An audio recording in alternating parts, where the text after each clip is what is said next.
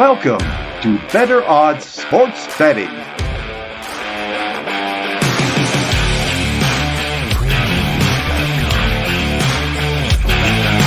Here's our hosts, Kiev O'Neill and Kyle Hunter. What's happening, Kyle? March Madness, my friend. We are streaming. We're on our YouTubes and we're on your Twitter. I'm real excited for this show, my man. Lots to talk about. You got your Nova hat on. What's that shirt you got? Is that an Oddsbreaker shirt, Kyle? Yeah, it almost looks like an Oddsbreaker shirt. And yeah, it is indeed. I hadn't seen that one for a while, and I found that one today and thought today was a great time to wear it. Awesome, man. Well, thank you for doing that. Yeah, I got my polo on here. So hopefully that brings us some, extra insight for today because we have a lot to talk about.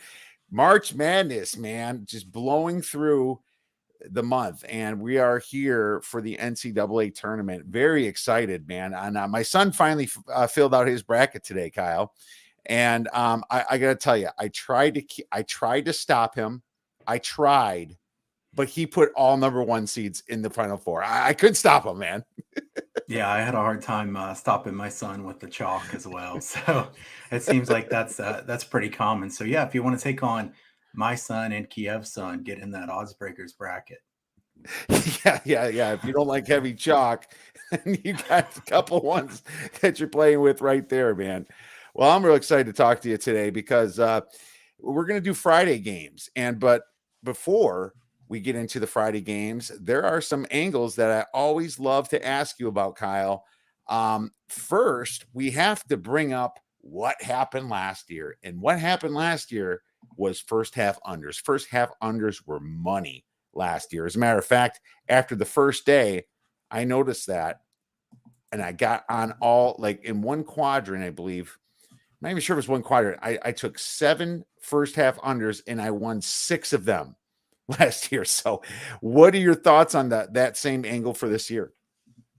Well, I mean, if you look at the long term for the first half under is not too much different than it is for the full game under. In fact, the first half under dating back to 2011, they don't have odds, or we don't have numbers as far back for first halves as we do for full game, but 344 and 316, 52.1%. So if you were just blindly betting every first half under, you'd actually be down a little bit based on the juice, certainly. Last year, I can see the big spike up on the graph from just a massive run. I will say, Kiev, last year was a unique year with the COVID situation and the pod. You got all the players playing in the same spot. I don't know. I mean, I know the odds makers are adjusting to these types of things, and I'm a little bit concerned about everybody just blindly betting all unders. I believe the first half unders both hit last night, didn't they, Kiev? Yeah, certainly. And I got to tell you, I'm going to be a little more careful, but I'm still going to be wary of it because I think what happened with the first half unders is they got a little bit shaded to the under because of the officiating. I think the officiating pushed it down a little bit. I think they swallowed their whistles a lot and there wasn't as much foul calls, which means better defense is played against the offense. So I'm expecting maybe a little bit more of that, kind of like in those final conference tournament games, Kyle. Yeah, and one point that I think could help viewers and listeners quite a bit is these first half unders have actually done better, Kiev, when they're a tighter line, when the full game spread is smaller. So -5 to 5, where the full game unders have done better when we have a large spread. That makes sense because full game unders have done better with a large spread throughout the regular season as well. Usually teams let up a little bit if there's a big blowout at the end of the game.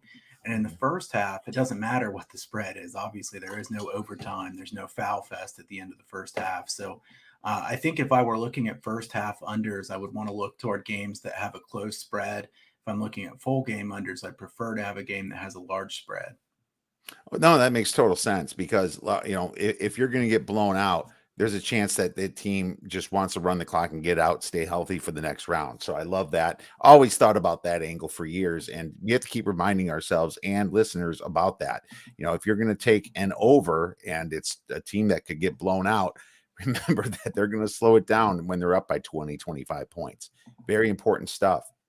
And yeah, with the unders itself, if it's going to be very tight, Foul Fest definitely take games over. And I needed a little help last night for the Texas Southern one, so I was glad that the Foul Fest came through for me. So let's move on to some trends, man. Is there anything that we should be thinking about coming into the tournament?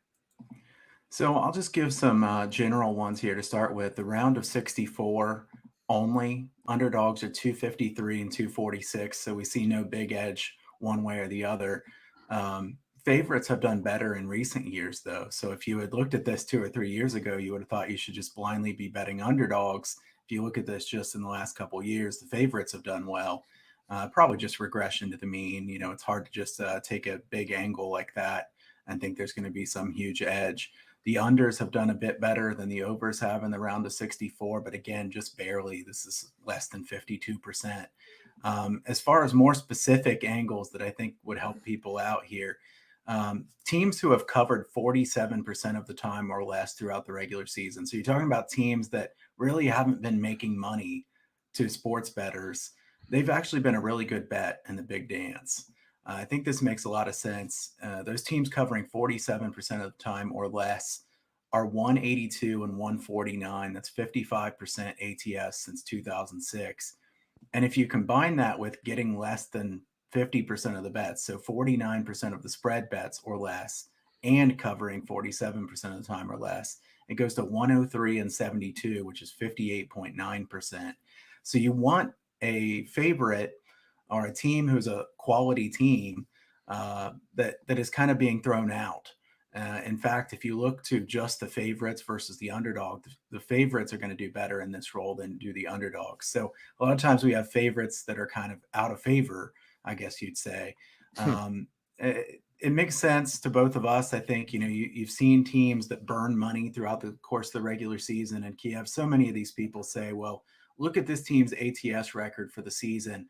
I don't really care what the team's ATS record is for the season. I mean, that's adjusted to by the odds makers. Mm-hmm. Somebody's going to say, well, they're 10 and 15 against the spread so far this year. That doesn't matter in this game at all. A lot of those games, they were probably laying a big number, and now they're not. So teams that have been thrown out, probably good ones to keep an eye on here as we go through March Madness. And this is not a round of 64 one. This is just in general for the NCAA tournament. Yeah, that's interesting. There's some public dogs out there, and a lot of those might be affected here. I made a couple plays against some of those narratives. South Dakota State, a lot of people on that one, so keep that one in mind for sure. Awesome. How about any arena venue trends, Kyle? Is there anything that we should be aware of? Let me hit you with a couple others before we switch over to that. I probably should have just rolled right through them. Oh, sure. Yeah. But I always want to try to give several of these angles. Let's just mention the conferences real quick here, as far as which have done the worst and which have done the best. The Mountain West, 1938-1 ATS since 2006. So they've been burning money. West Coast Conference, 25-38-1 ATS. Actually, St. Mary's has done pretty bad. That has led to that quite a bit. And then Gonzaga has not covered the huge numbers. So, I mean, WCC is a weak conference. So once they get in the big dance, it can be a pretty big upgrade in talent they're playing against. And as far as teams that have been, or conferences that have been covering, the CAA is 22-10 ATS, really good. Some of that was a little ways back. We remember when the CAA was really good. Remember George Mason making those runs and some of those teams back through the years. And the Pac-12, 93-73-3. And I don't have to tell you, Kiev, but the Pac-12 has been absolute money here in the last couple seasons. So I don't know if they can keep it up, but they've been extremely, extremely good. And then one more I want to throw out, a 10 seed or higher. So, or I guess you could say lower, however you want to say it, 10, 11, 12, 13 seed that is favored is 53-40 against the spread. So when you take one of those 10 seeds or worse and favor them, they've actually done pretty well. I think this makes sense as well. You're not going to see this happen too often. It's not a large sample size. I'm not saying it's terribly predictive, but I do think it's interesting and something that we should keep our eye on going forward. Think of Michigan when you think of that, Yeah. right? That's interesting. Okay. Yeah. 10 seeds that are favored. Good stuff, Kyle. Anything else on those trends, or should we move into venues?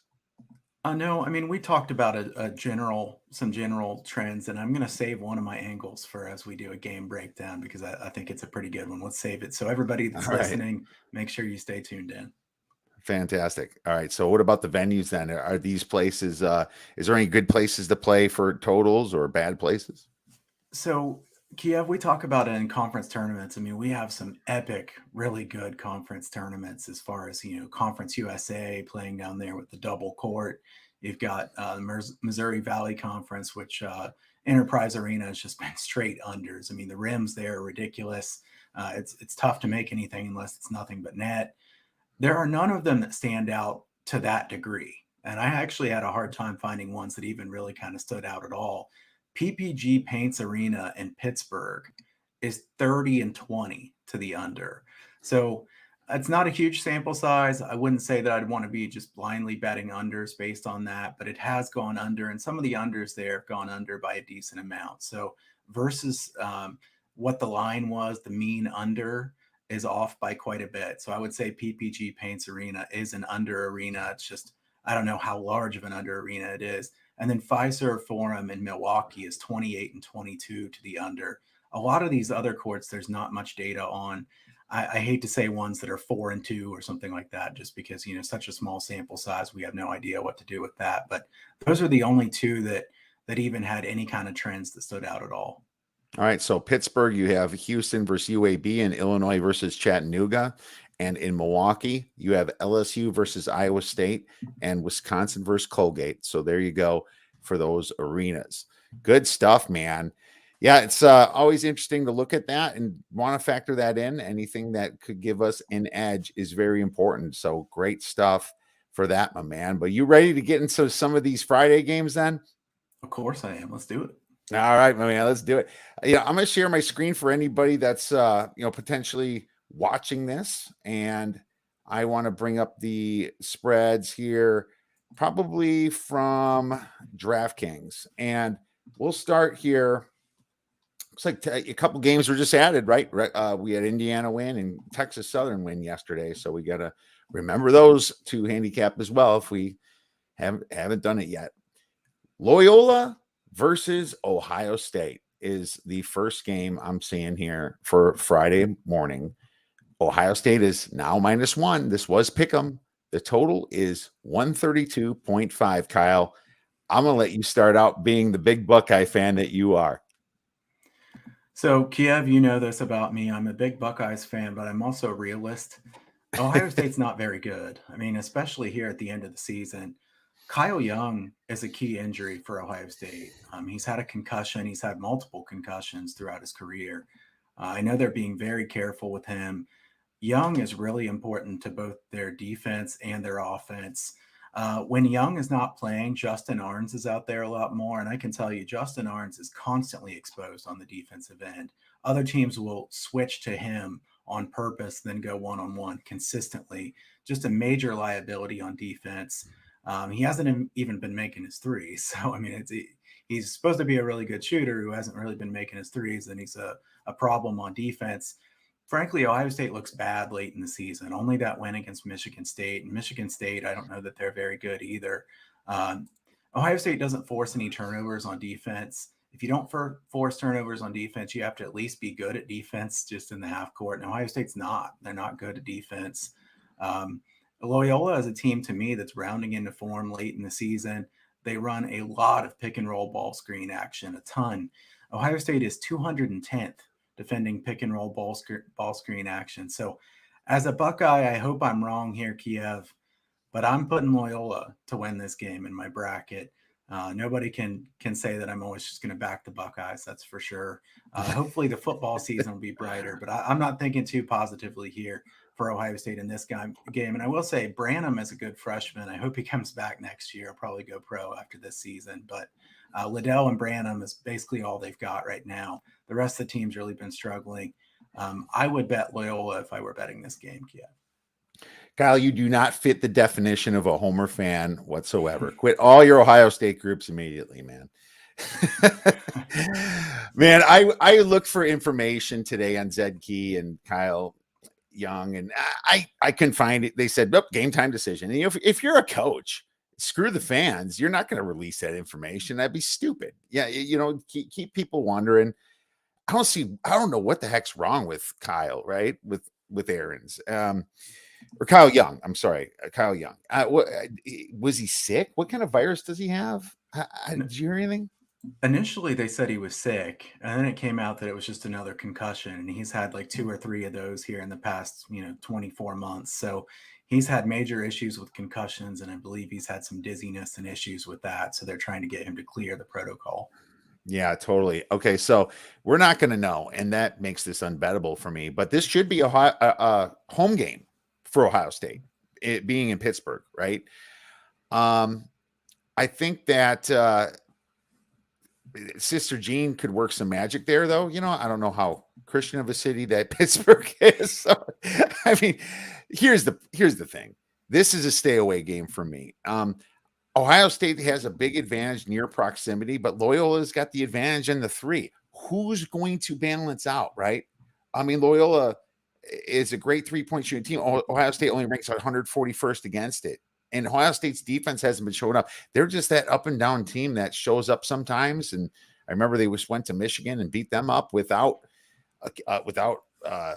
Liddell, I think. Yeah, it was without Liddell. It's like they're very hard to bet on. I'm staying away from this game, Kyle. Yeah, I can't blame you. Let's move on to the next one then. Jacksonville State versus Auburn. Auburn minus 15.5. Total is 138. Do you think that Bruce Pearl is in his face for the team, in their faces for that horrible finish in the SEC, man? I think he's probably flipped out on them. Yeah, he's probably been pretty emotional. He's an emotional guy. If you watch Bruce Pearl on the sidelines, I always think he's going to have a heart attack. But I think he might even revoke their NIL money if they lose this game, Kyle. So if you have a survivor pool and you like Auburn here, that's not a bad one. I think they're pretty much 9-0 in first round games. It might even be against the spread. I'll have to relook. I just saw a tweet on that. Jacksonville State, fortunate to be in the big dance. Bellarmine was the one that won it, right? But they weren't eligible to dance.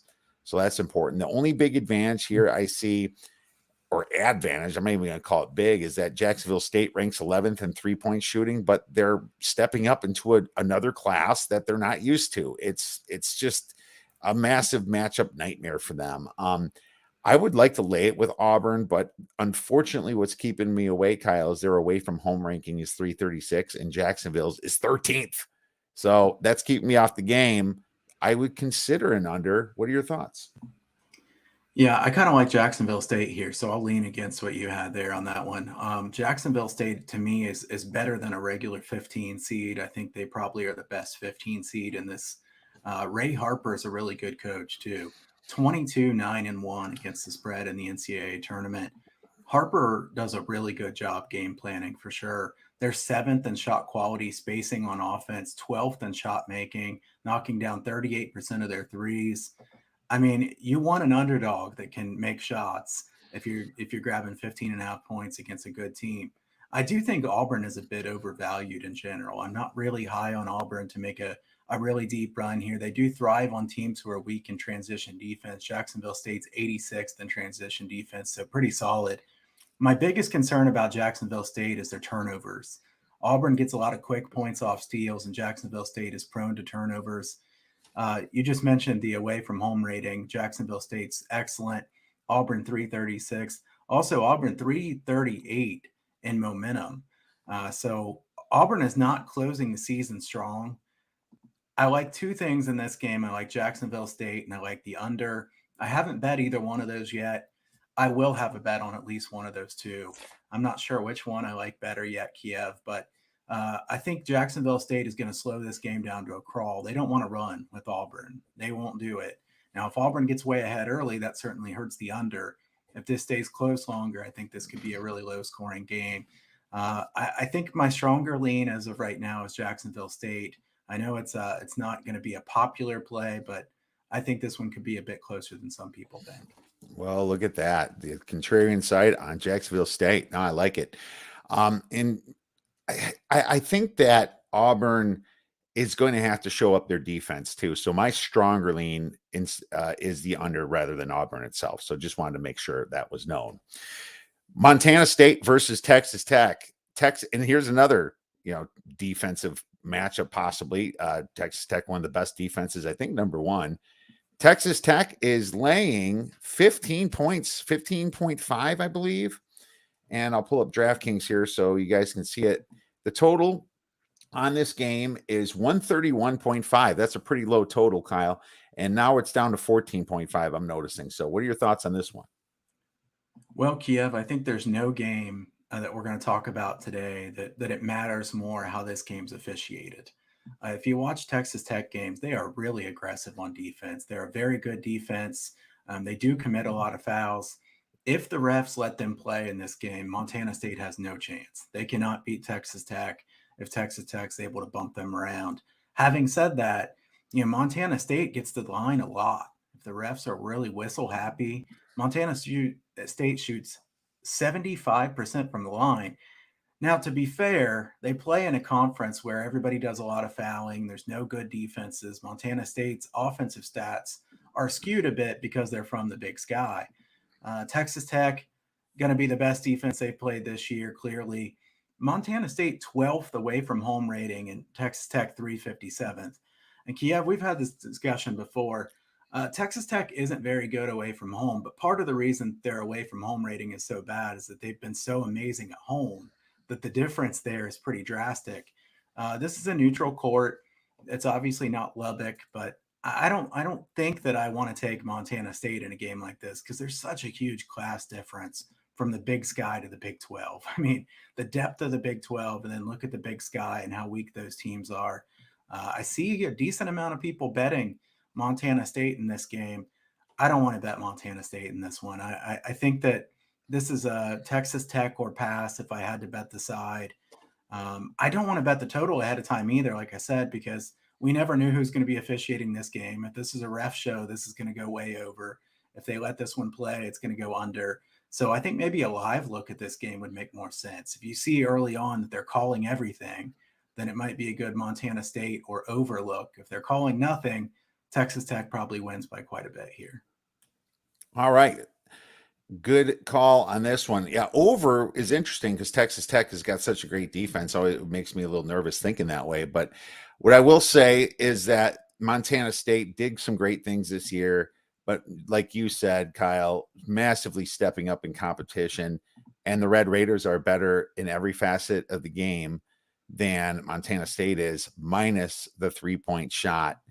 The strange thing for me is the total. I wonder why it's actually this high. I thought it would be a little bit lower. Maybe it's because you see something and obviously leaning over. But I just saw Texas Tech hold two teams to like 50 some points each time in their tournament. It's that's pretty low for holding the competition in the Big 12 like that, the top competition. Well, the biggest.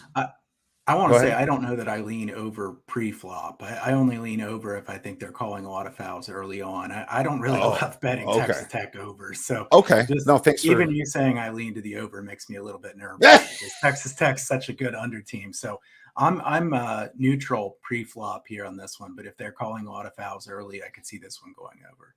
The biggest part of this for me is that Montana State is a much better away from home team than Texas Tech. Texas Tech ranks 357th away from home. That's not good. And Montana State ranks 22nd away from home. So I find that interesting. Now, Texas Tech, I've noticed, has not been blowing out teams away the way they've been doing it. I think it's just been kind of recent that Texas Tech's just been taking their wins by 5-6 points. And I know it's a lot harder competition, but I think Montana State hangs here. I took the 15.5, and it's now down to 14.5, Kyle, for 1.5 stars. But I say find a 15. I'd be okay with it. All right, yeah, I'm going to stay pretty neutral on this game, and just watch for what's going on during the game, because we know how much officiating can change the game, and I want to stay away from it beforehand. No problem. And we have a quick question. I just want to cover it real quick from EB2116321. Hope you guys can chat about the Colorado State and Michigan. Thank you. So here's the deal. And Michigan, they're due to win. You know why? Well, because you have loss, win, loss, win, loss, win. I mean, just looking at their crazy record this year, Michigan's been absolutely nuts. The big problem for Michigan is they're missing Devontae Jones today. He's hurt. I believe he's got a concussion that he's sitting out. And, Jones has been their top assist, 29.3 has been their assist rate. He's a point guard running the show there a lot, and I'm a little bit worried about that. And that line dipped from 2.5 down to 1.5 with that announcement. Here's what I'm not worried about. Hunter Dickinson is 7'1", and Diabate is 6'11". He might even be 7 by now after growing another half semester with how young he is. Colorado State runs everything pretty much through David Roddy. And David Roddy is not that tall. And I think that Michigan just has a massive size advantage over this team. Just like Kyle said about the Mountain West, I don't like this at all. And I think there's a problem with the officiating in the Mountain West. I think that they favor the defense, and it has to do with a lot of San Diego State games and Boise State. You see a lot of that, Kyle. But I think that it hurts them in the tournament because the refs swallow their whistles there, and now teams are playing the same defense that they've been doing all year, and they're getting called for it. They're going to be like, "What's going on here?" I jumped up straight up in the air, and you just called the foul. I barely moved my arm. Well, that can happen. I think Michigan wins this game, even without their player, even without Devontae Jones. I don't love it. A small play probably worth it, but that's where I'm at on that one. Anything quick, Kyle, before we move on? Yeah, I would want to bet Michigan in this one. Jones is a key injury, though, and -1.5. I got to think about this one some more, Kiev, because I was ready to fire before I heard about that injury, and now it's kind of a question mark. I don't know if I'm going to bet this one personally. The only way I could bet the game would be Michigan. I think Colorado State is overseeded as a sixth seed. How did they get a 6th seed when Boise got an 8? That doesn't make any sense to me. I don't think that makes much sense to anybody. Boise goes and wins the tournament and gets dissed by the NCAA tournament committee. It's kind of weird. But Colorado State, a good team. Roddy's a good player. He doesn't have the height that a lot of the guys have. And Colorado State is not great defensively. They're a good offense. I think Michigan is much more talented, even without Jones, than is Colorado State. And the MWC has been so bad, ATS, that my lean would still be Michigan here. All right, fantastic. Let's move on then. We have Yale versus Purdue. Purdue -16. Total is 143, Kyle. And I'm just going to say Yale's a very solid Ivy League team, but in the non-conference, they've gotten blown out in every step of the time. Every game they played was like a 20, 30-point loss. The Ivy League is not good. You saw how Princeton even struggled with VCU last night. I don't know how you could lay this many points with Purdue at the same time. Purdue's got a terrible defense. They play moderately fast, but I don't know what pace they're going to set either. Staying away, I'll lean over 143. Kyle, anything?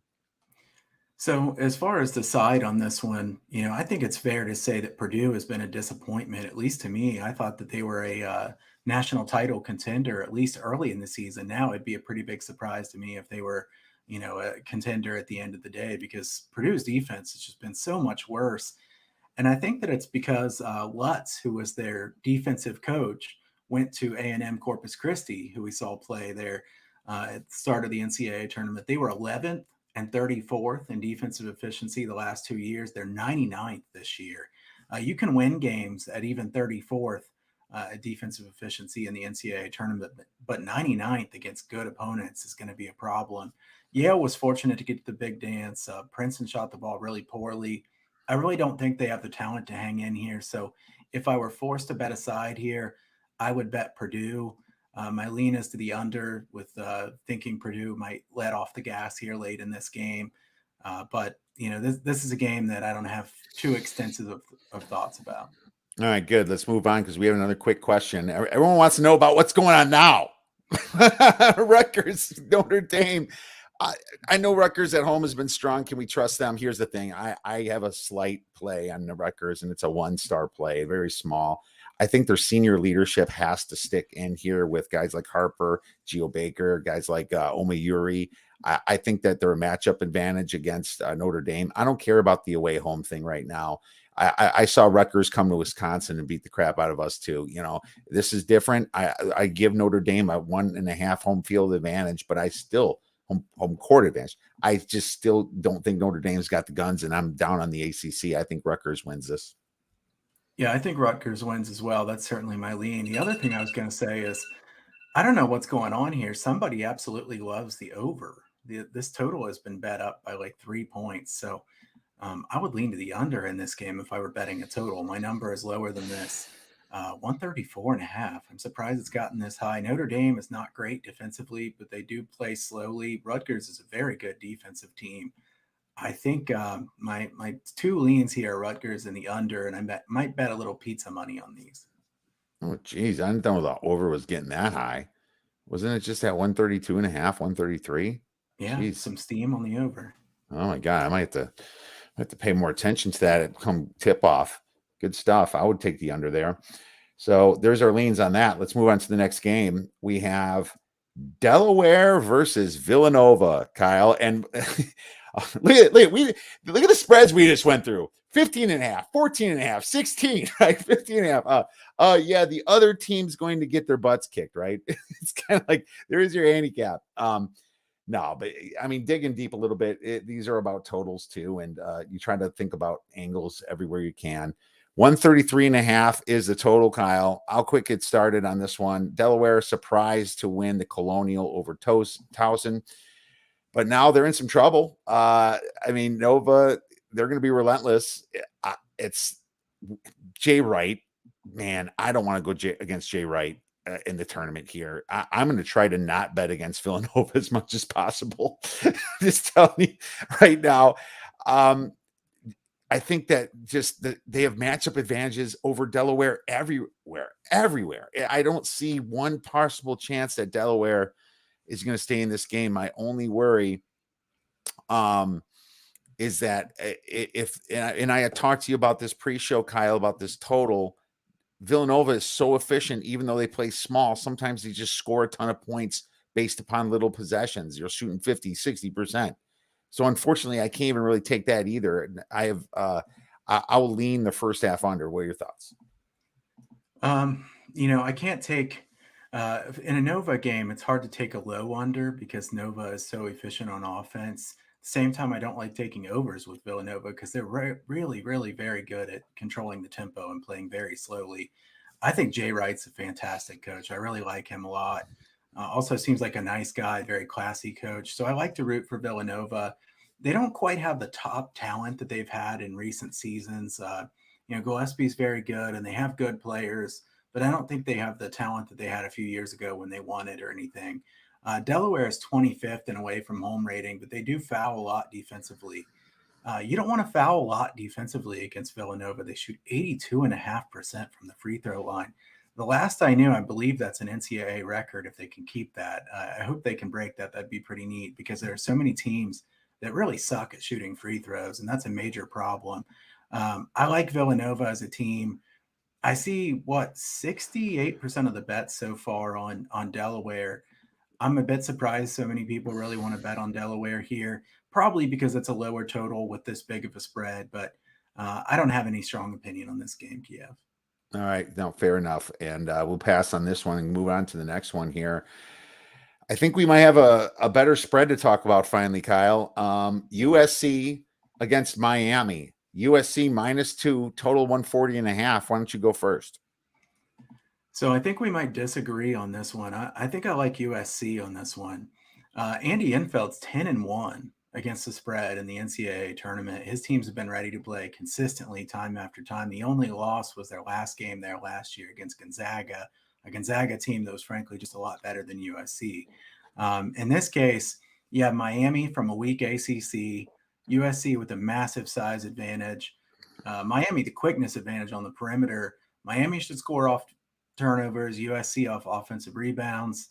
Maybe an over here if I were going to bet a total.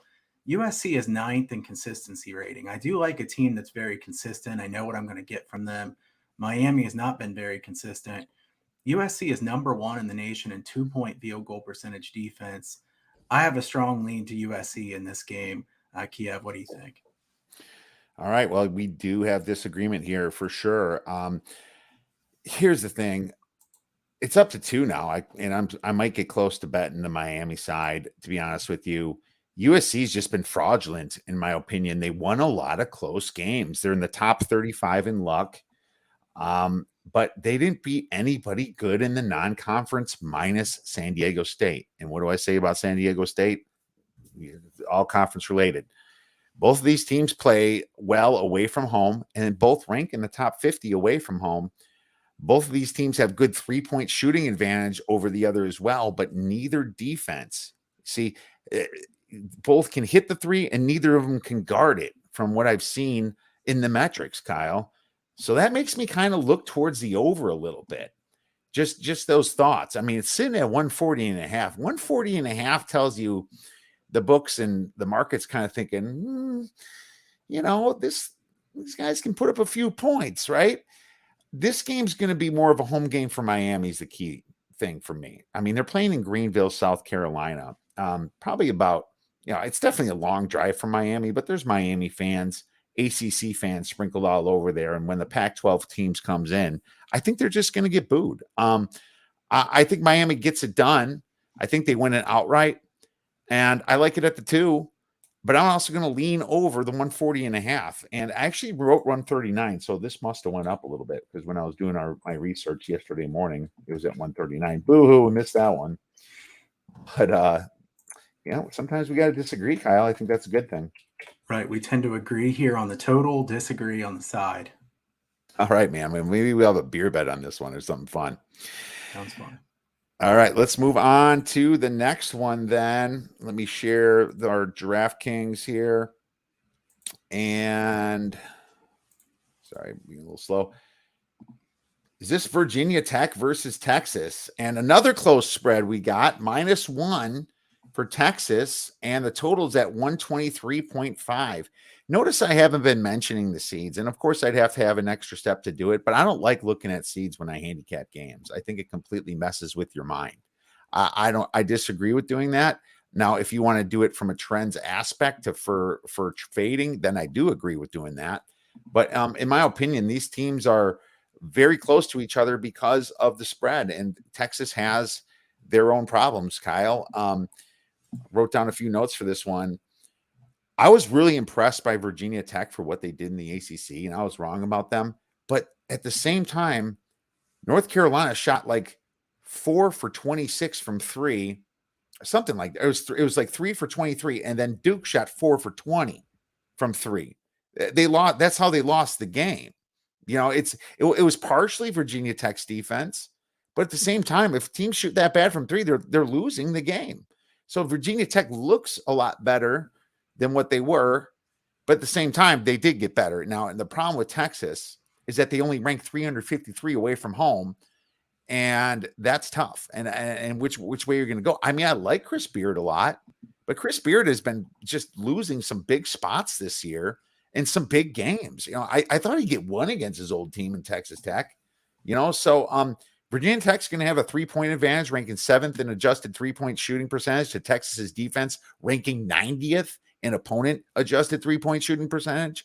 Texas should have the near proximity advantage, ranking 45% in close to rim field goal percent to Virginia, ranking in the 148th, and not 45%. I meant they rank 45th to 148th. So it's going to be a foul. The fouls are going to determine some of this.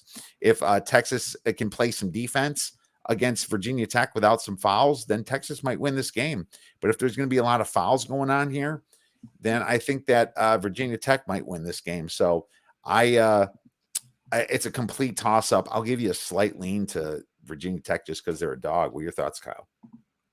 I have no idea who to lean on this game as far as ATS. I mean, Kiev, Texas should have been better than this. Chris Beard is a good coach. I know he's a good coach, so I'm not going to diss him for one bad year.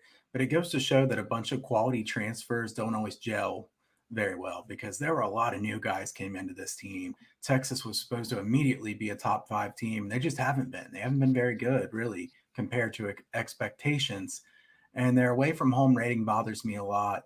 Now, Virginia Tech with that big run through the ACC, I don't know, Kiev, do you usually back teams or fade teams in that spot after they've made that big run? Because we've seen it go both ways.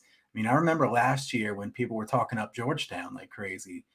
Georgetown just absolutely laid an egg right away. So do you usually like to back a team that's made a run like that to surprise their way to the NCAA tournament, or fade? Fade. Yeah. A lot of these tournaments are just games that players are more nervous for. Think of it like that. And it just goes back to the shooting percentage that Duke and North Carolina had when they played Virginia Tech. It's like, this is not what Virginia Tech really is. It's not, but what I will say, you have to be aware of it. You have to be aware that they're a better team than a lot of the perception and the perspective, but that, 7-8 times out of 10, they should lose to Duke, right, in this position. So they're fade in general, but I also don't love Texas that much. And if they're getting calls against them, that's bad. So, it'd be a great spot to fade. That's why I have a slight lean to Virginia Tech. Let's move on to the next game then. Chattanooga, the Mocs versus the Fighting Illini, Kyle. The Illini is -8, total 135.5. What do you have for this one? Well, in this one, I think it's really interesting. Here's the angle that I teased earlier in the show. This one's going to fit the fade the public angle, which has done really well in the NCAA tournament.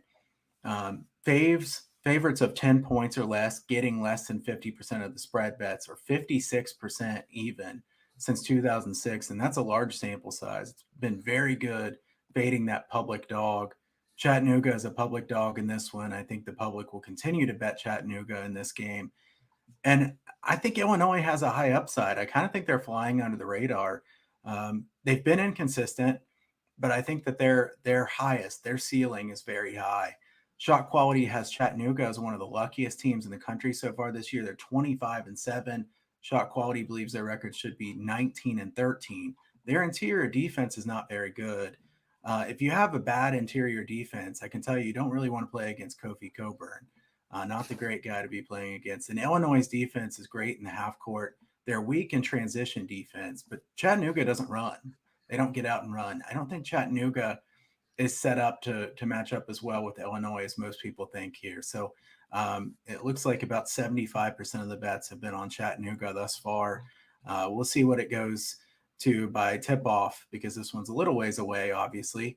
But I think Illinois laying the points here is a pretty strong lean of mine. I'm not sure if I'm going to bet this one as a premium play or not, but I'll likely at least have some money on Illinois. I think Illinois is being undervalued in the marketplace. Yeah, they're certainly being undervalued. They've been inconsistent, I think, and that's part of the reasons but I followed the Mocs all year, and I'm close to them with Coach Paris there being a Badger assistant for such a long time. I think when you look at this team, you have to remember that they have some pretty big names thanks to the transfer portal. You got Silvia Del Sosa, that was with Kansas, teamed up with Malachi Smith here, and they have been doing some pretty good damage to some teams this year. They wouldn't have made it in as an at-large, so you also have to think about that.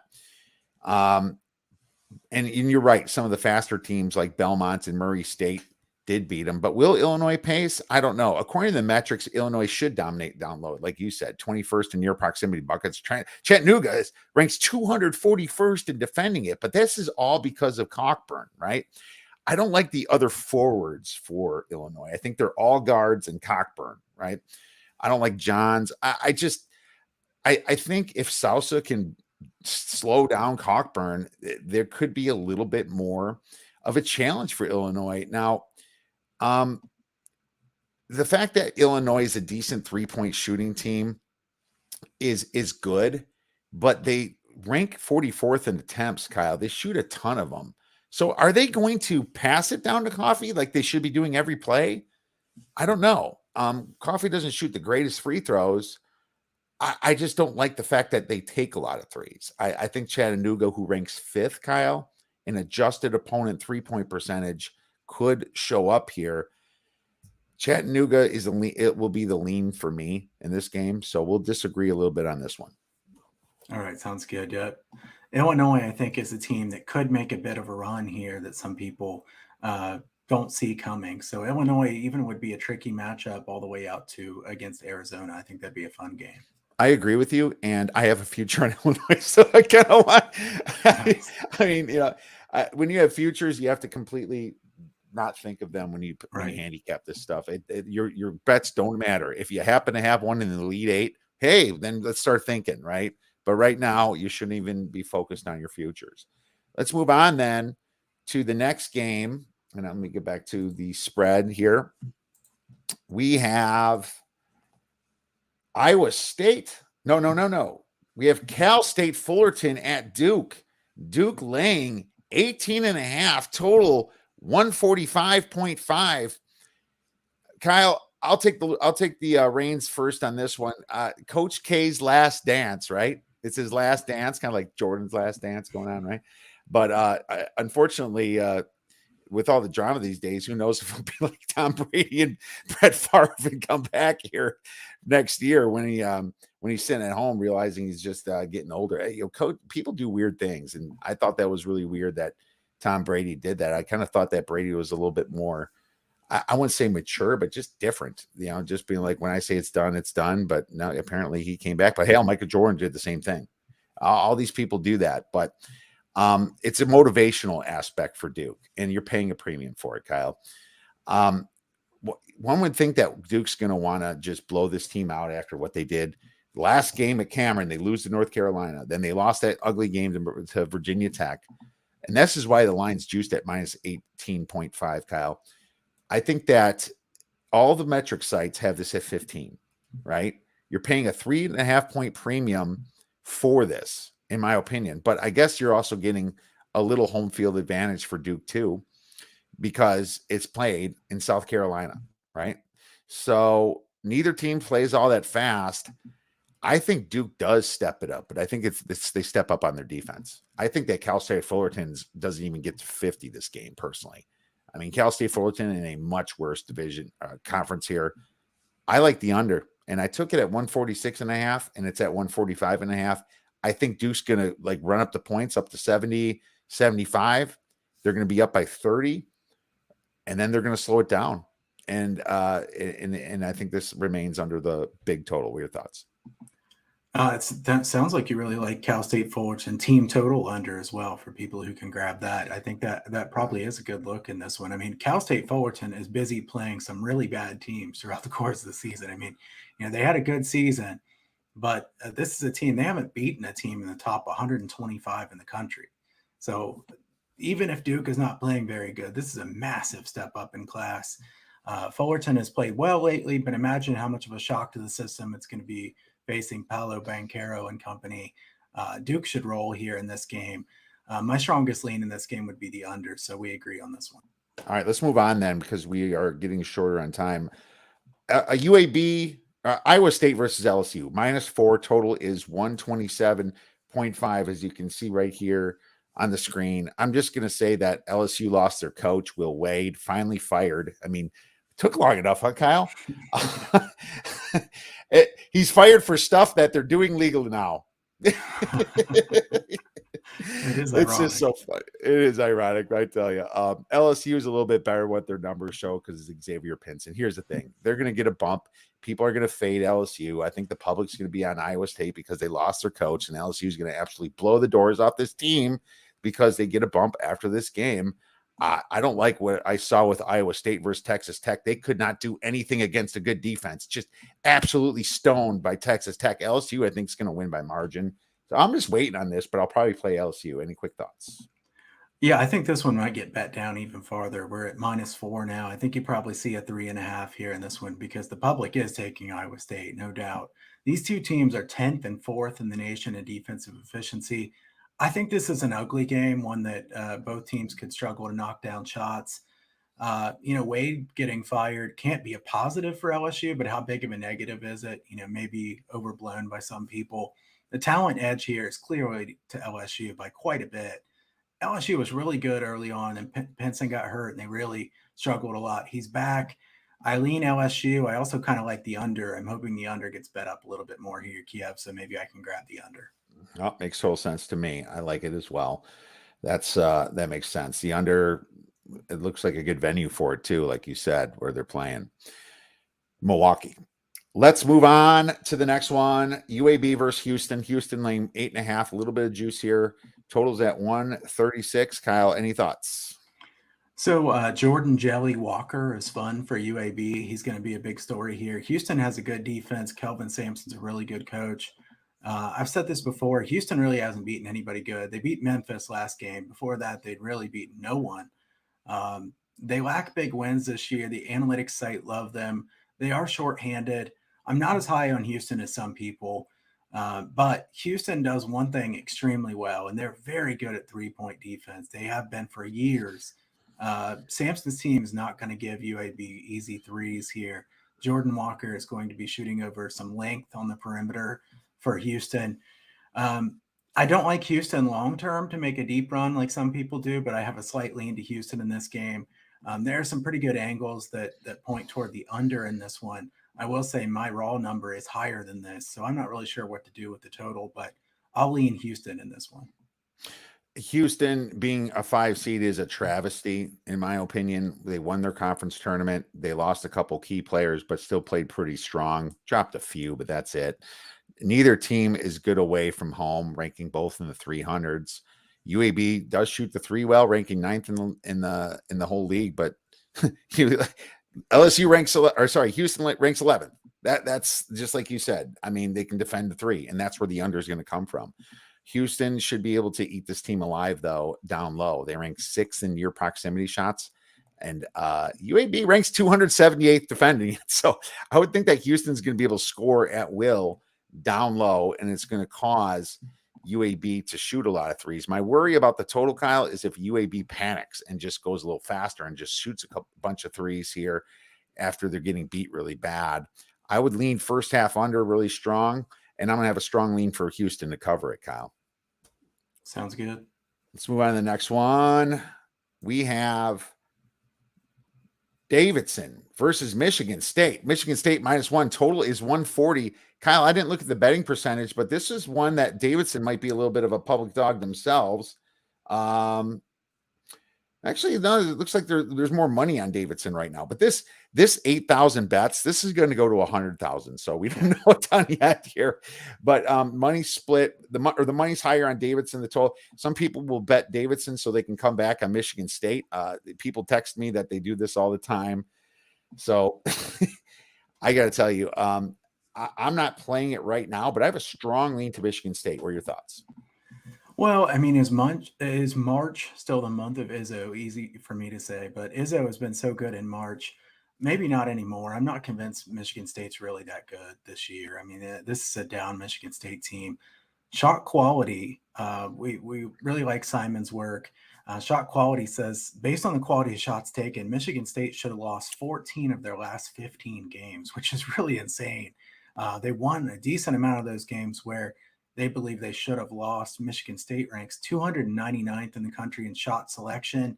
Davidson, an offensive juggernaut, 7th in shot making. They did beat Bama at a semi-road game. They won at VCU. I don't know. I mean, Davidson hasn't really done very well in the tournament when they don't have Steph Curry. And I mean, they don't have Steph Curry this year. I don't know what to do with this one, Kiev. This is a total pass for me. So Michigan State shoots the three, 8th in the nation, 38.6%, and Davidson is 9th. So, but I will say that Michigan State defends it, ranking 51st in opponent 3-point, and Davidson is 217th. So there's your advantage for Michigan State here. I might get on Michigan State, and they're going to be faded, in my opinion, by the public. But we'll think more about that. Let's get to the biggest game of the whole tournament, then, Kyle. Wisconsin, man. They are an 8-point favorite here against Colgate, and the total is at 139.5. Who goes first? Do you want to go first? Sure, I'll go first. I'll let you close with your team here. These two teams are actually kind of similar if you think about it.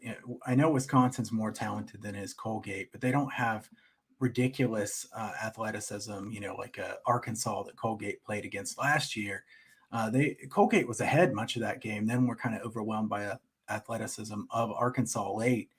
Colgate's not going to beat themselves. I think Langle's a really good coach for Colgate. They're 11th in minutes continuity in the country. They shoot 40.2% from three-point range. You know this, in the NCAA tournament, you want a dog who can shoot the three ball and take care of the basketball. Colgate fits that. I think this is a close game here, so I do like Colgate plus the 8. It's hard to know what to do with the total here because Colgate's very efficient on offense. Wisconsin not playing as slow as they did in past years, but I have a pretty strong lean here to Colgate. Yeah, and unfortunately, I'm not the big homer that Kyle was not a homer either. Remember, we mentioned that. I'm not the homer for Wisconsin either because I'm betting Colgate. I mean, Wisconsin, you look at what they did. The reason that they're bottom 30 in KenPom is because they step down to their competition. They play down to their competition. They play up to it too. Like they beat Purdue a couple times, right? They beat Michigan State. They beat any other top. I think the only one they didn't beat was Illinois at Illinois. They beat Iowa, right? And then they played 2 close games against 2 teams that are not even in the top 200. What's funny is that Colgate's the worst team in luck in the whole NCAA tournament, ranking like 324th, I believe, in luck. And Wisconsin is top 10 in luck. So that's something to think about. Bet on the unlucky team. Well, people want to factor in luck to their betting, but I mean, the truth is you want to bet against the unlucky team, right? Or bet against the lucky team. There's just 2 major issues with the batters. Terrible shooting percentage. Kyle ranking 291st in all basketball, and like I said, if Davis is out there in danger of losing, Colgate ranks 2nd in shooting percentage, and they're just so dang good last year. They didn't even need defense. This could be one of those spots that Wisconsin's just kind of played out. They're chasing Colgate around, and they're getting through ball screens and getting those quick, fast 3 jump shots and they cover. I mean, this is a big enough spread for me to be confident to take the plus 8. And I'll put a couple stars on that, Kyle. Probably a little sprinkle on the money line to make myself feel a little bit better if we lose this game. All right, we have some agreement on that one. Let's move on to the next. And we have the last game, TCU versus Seton Hall. And the spread on this one is -1 Seton Hall, total 129.5. Kyle, if there's a game that I don't want anything to do with, it's probably this one. All I wrote down was that these 2 teams are pretty similar, bad on offense, pretty good on defense, no real matchup here, advantage here. And so I should have mentioned the side. I don't want nothing to do with it because I think I do like the total. I've noticed that the trend line of the pace for Seton Hall since they lost Bryce Aiken has went seriously down. All right, seriously, since mid-January. And that's what happens when teams lose their point guard, they start playing slower. And TCU's slow playing themselves. They can't shoot. Under for me. I like it under 129.5 for a decent sized play, 2.5 stars. What are your thoughts? Yeah, we're thinking alike on this one, Kiev. We've had a couple disagreements, but I like the under in this game. Bryce Aiken was really important to Seton Hall. I mean, it limits them significantly without him. He was an underrated guard, key playmaker, still a top 25 defense in the country, though. Their defensive numbers have stayed very good without him. It's just been their offense that suffered, and they have slowed down. Jamie Dixon, 6-14 against the spread in the NCAA tournament dating back to 2006. TCU came on late in the season. They're used to dominating on the offensive boards. Seton Hall is good at not giving up second chance points, though, so I don't think they'll get too many freebies there. Seton Hall is 305th in shot selection in the country, so taking a lot of bad shots. TCU 315th in shot making. I think we have a recipe for an under in this game. Oh, we have a big recipe for an under. Glad that we found some common ground here on the last few games. That's great, Kyle. We'll be rooting for the under on this one for sure. All right, we are out of time. Where could our listeners and viewers get your great information and plays for the weekend? So you can head over to huntersportspicks.com. You can sign up for my free picks newsletter there. Also, all my premium packages available there. I got a March Madness all access pass for $249 here for the next 24 hours. So check that out if you haven't already. I know a lot of people have already taken advantage of that.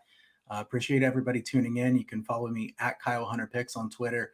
I'm also on TikTok now a little bit, but we'll see if I can pick that up long term. I know Kiev's doing a little bit of that too. But seriously appreciate everybody tuning in, and best of luck to everybody on their March Madness bets. That's right. Check us out, theoddsbreakers.com. We have you covered for the March Madness. Every handicapper is putting out a lean or a play on each of the quadrants. Now, they are keeping their premium plays themselves still, but they will give you a lean or just an idea of what's going on in these quadrants. And obviously you can get Kyle's totals package at theoddsbreakers.com. If you just want his totals, you can check that out. You can get all of my plays for March Madness. Just find me, Kiev O'Neill, on theoddsbreakers.com. Everyone, thank you so much for watching the show. Everybody enjoy the tournament and go get some winners. Thank you for watching Better Odds Sports Betting.